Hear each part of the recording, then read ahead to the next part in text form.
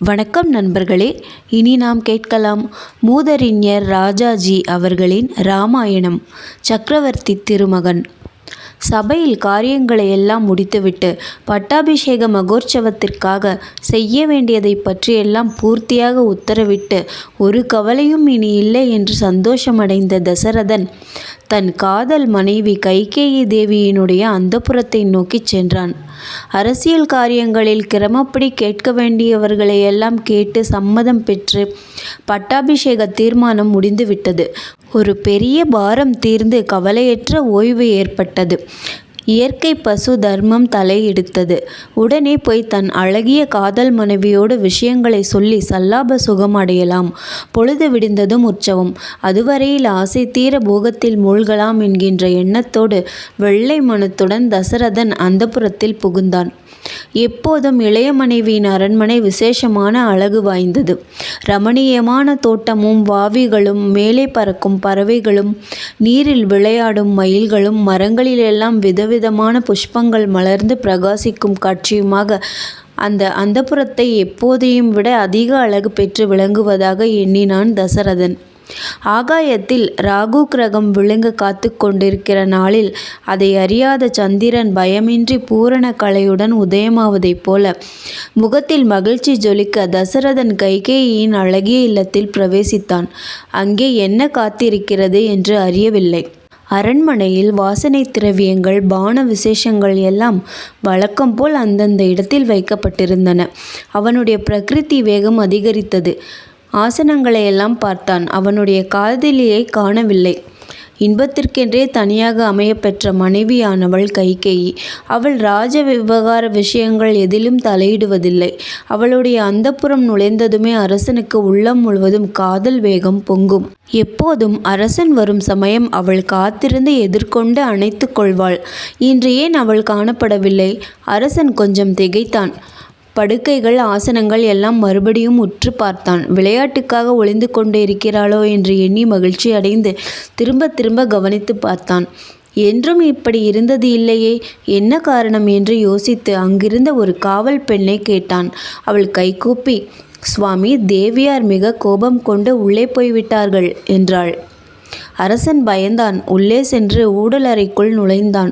கொஞ்சமும் எதிர்பாராத விபரீத காட்சியை கண்டான். கைகேயி அரசனை கண்ணெடுத்தும் பார்க்கவில்லை. அப்பாவி அரசனுக்கு ஒன்றுமே விளங்கவில்லை. எவ்வாறு விளங்கும்? கல்மிசம் என்பது கொஞ்சமும் அவன் உள்ளத்தில் இல்லை. கைகேயின் உள்ளத்திலேயோ பாபம் நிறந்து அடைத்து கொண்டது. இவன் வயதோ அதிகம், அவளோ இன்னும் சிறு வயது. காதல் உணர்ச்சியோ அரசனுக்கு அதிக வேகத்தில் இருந்தது. இந்த நிலையில் அவனுக்கு ஒன்றும் விளங்காமல் பைத்தியக்காரனைப் போல் நடந்து கொண்டான்.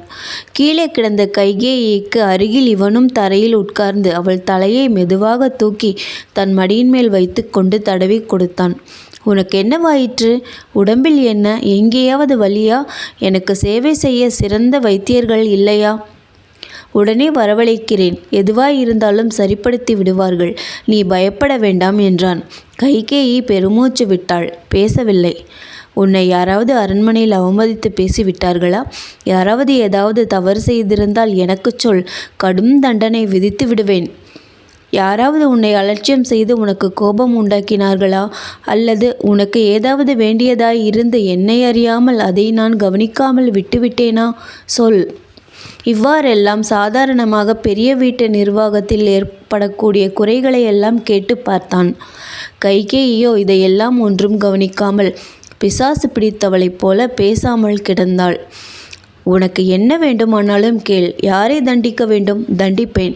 யாரை தண்டனையிலிருந்து விடுவிக்க வேண்டும்? உடனே கொலையாளியாக இருந்தாலும் விட்டு விடுவேன். இப்படியெல்லாம் காமமோகத்தால் பீடிக்கப்பட்டு கொஞ்சம் கேட்டுக்கொண்டான்.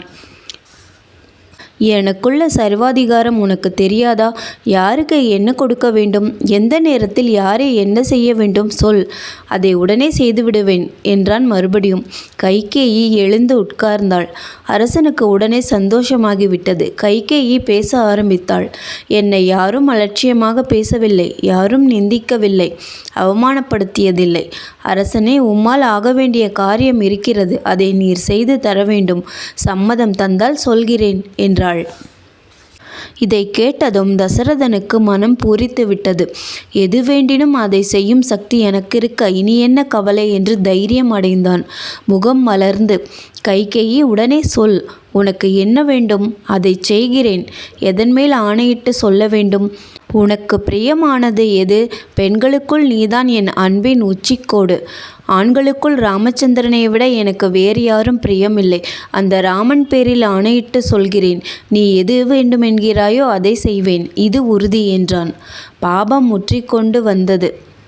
ராமன் மேல் ஆணை என்றதுமே கைகேயிக்கு தைரியம் பிறந்தது. அப்படியானால் சரி, ராமன் மேல் ஆணையிட்டு சொல்வீர். நான் கேட்பதை மறுக்காமல் தருவதாக மறுபடியும் சபதம் செய்வீராக என்றாள். என் காதல் அரசி, அப்படியே இதோ சபதம் செய்கிறேன். என் அன்புக்குரிய ராமன் மேல் ஆணை, நான் அடைந்த சகல புண்ணியத்தின் மேலும் ஆணை. நீ என்ன விரும்புகிறாயோ அதை செய்வேன். இது சத்தியம் என்றான் அரசன். இந்த சந்தர்ப்பத்தில் கைகேயிக்கு தன் மகா பாப எண்ணத்தை கருதி ஓரளவு சந்தேகம் உண்டாயிற்று. ஒருவேளை மாட்டேன், இது மகா பாவம், ஆணையும் சபதமும் இத்தனை பேரை பாபம் செய்யும்படி இடம் தராது என்று சொல்லிவிடுவானோ என்று பயம் ஏற்பட்டது. எழுந்து நின்று கைகளை கூப்பி 4 திசைகளும் பார்த்து உரத்த குரலில், ஓ தேவர்களே, என் புருஷன் செய்த சபதத்திற்கு நீங்கள் எல்லோரும் சாட்சியாவீர்கள். ஏ சூரிய சந்திராதி கிரகங்களே, நீங்களும் சாட்சி. ஏய் பஞ்சபூதங்களே, நீங்களும் சாட்சி. சத்தியம் தவறாத என் புருஷன் செய்த சபதத்திற்கு நீங்கள் எல்லோரும் சாட்சியாவீர்கள் என்று சொன்னாள்.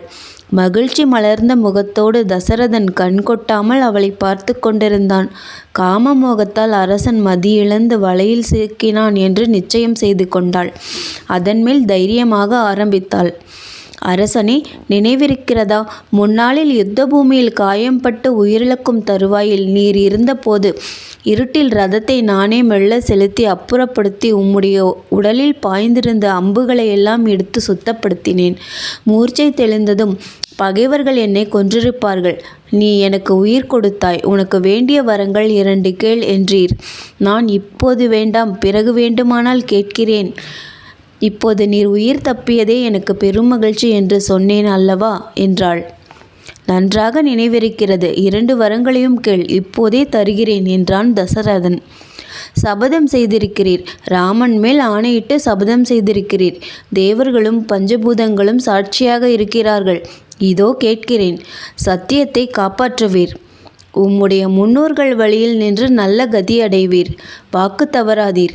இப்போது அமைத்து வைத்திருக்கும் பட்டாபிஷேக சாமக்கிரியைகளை கொண்டு பரதனுக்கு பட்டம் கட்டுவீராக. உம்முடைய மகன் ராமனை 14 வருஷம் வனவாசம் செய்யும்படி உடனே தண்டகாரண்யம் அனுப்புவீர். செய்த பிரதிஜையை புறக்கணிக்காதீர். உம்முடைய குலத்தின் புகழையும் புண்ணியத்தையும் காப்பாற்றுவீர் என்றாள். நன்றி. மீண்டும் அடுத்த அத்தியாயத்தில் சந்திப்போம்.